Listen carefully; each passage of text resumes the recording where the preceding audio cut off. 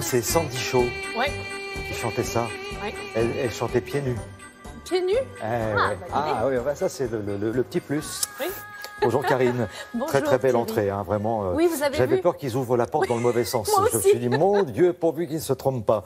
Nous continuons, suite du menu gourmand de Karine Tessandier, un menu spécial Écosse pour des raisons bien précises. Absolument, pour des raisons d'actualité, car en ce moment se déroule le festival interceltique de l'Orient et l'invité d'honneur, c'est l'Écosse, je vous le donne en mille. Alors je me suis dit, qu'est-ce qu'on mange par là-bas? Quelles sont les spécialités? Donc j'aurais pu vous faire le fameux haggis, le plat national, c'est la panse de brebis farcie. Puis je me suis dit comme ça, de bon matin à 8h15, ça Un va être... stovey. Voilà, donc j'ai décidé de m'orienter vers le stovey. C'est aussi un plat vraiment emblématique du pays, sauf que là, c'est un petit peu plus, comment dire... Corroboratif. J'aurais pas dit ça, mais... Consistant. Ouais, si vous voulez. Bah, disons que j'ai arrêté les grillades et les brochettes pour un certain moment, Quand vu on la voit météo. La photo, on se dit que bon, bah voilà. C'est de la viande d'agneau que l'on va faire mijoter avec un bouillon bien parfumé. Et il y a des oignons et des pommes de terre dans ce plat familial. C'est très simple à réaliser. Vous mettez tout dedans et vous laissez mijoter. Plutôt pratique pour les vacances.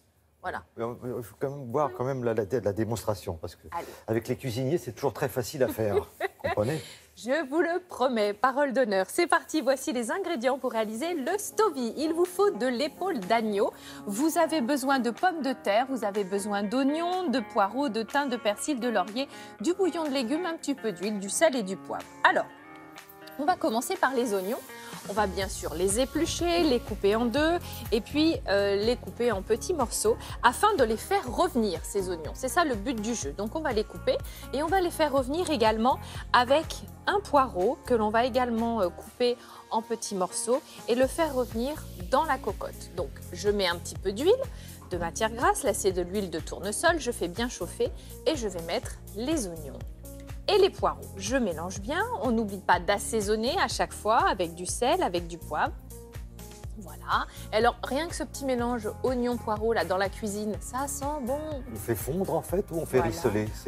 Alors, pas rissoler, vous faites simplement revenir doucement, tomber tranquillement, voyez, hop. Et après, on les enlève, on les débarrasse. Entre deux, je me suis occupée de ma petite viande d'agneau. Je recoupe les morceaux si besoin. Vous demandez au boucher de couper cette épaule d'agneau, sans os évidemment. Vous allez la faire revenir dans la même cocotte avec du sel, avec du poivre.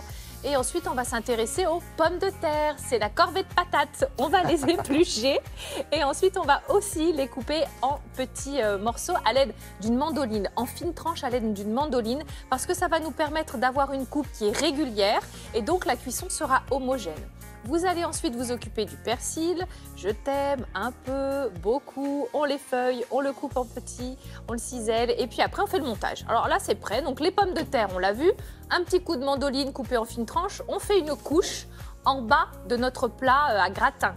On va mettre une couche de notre mélange oignon-poireau.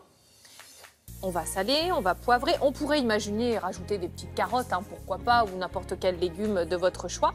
Et ensuite, on va rajouter la viande. Donc, vous avez suivi une couche de pommes de terre, oignons, poireaux et notre viande d'agneau. Une couche oignons, poireaux et on terminera sur une couche de pommes de terre. Vous voyez, c'est plutôt simple. On va faire un montage dans le plat. Il faut prendre un plat avec des bords quand même assez hauts pour pouvoir tout contenir. D'autant que sur le dessus, on va rajouter le bouillon. Parce qu'il faut que ça cuise vraiment immergé dans un bouillon de légumes ou un bouillon de volaille. Vous allez vraiment couvrir généreusement votre préparation qui va cuire tranquillement au four. Donc vous allez couvrir pour pas que ça dore de trop. Un petit coup de papier aluminium et puis vous allez mettre dans un four préchauffé. Notre four à 160, 180 degrés, tranquillement. 160, c'est mieux. Pendant 2 bonnes heures, ça cuit tout doucement. Et à la sortie du four, un petit peu d'herbe fraîche, du persil ciselé. Et vous servez vos convives. Voilà. Je vous ai tout dit. Il est assez tentant, ce stovey. Oui, je vous assure, c'est fondant. C'est ça qui est plaisant, c'est que c'est fondant. On aurait pu faire aussi un plat de poisson, de saumon, parce que le saumon est très consommé en Écosse. Mais bon, hier, souvenez-vous, je vous ai déjà parlé du haddock. Ça, c'est une spécialité incontournable, notre soupe de haddock. Et demain, on parlera des scones ou des scones, si on prononce le S, qui sont des petits gâteaux, vous le voyez en bas de votre écran. Idéal pour le petit-déj, d'ailleurs, c'est l'heure. beaucoup plus. Parfait, demain nous serons là, nous serons là à partir de 7 h. Oui. Merci beaucoup Je vous en Karine. prie.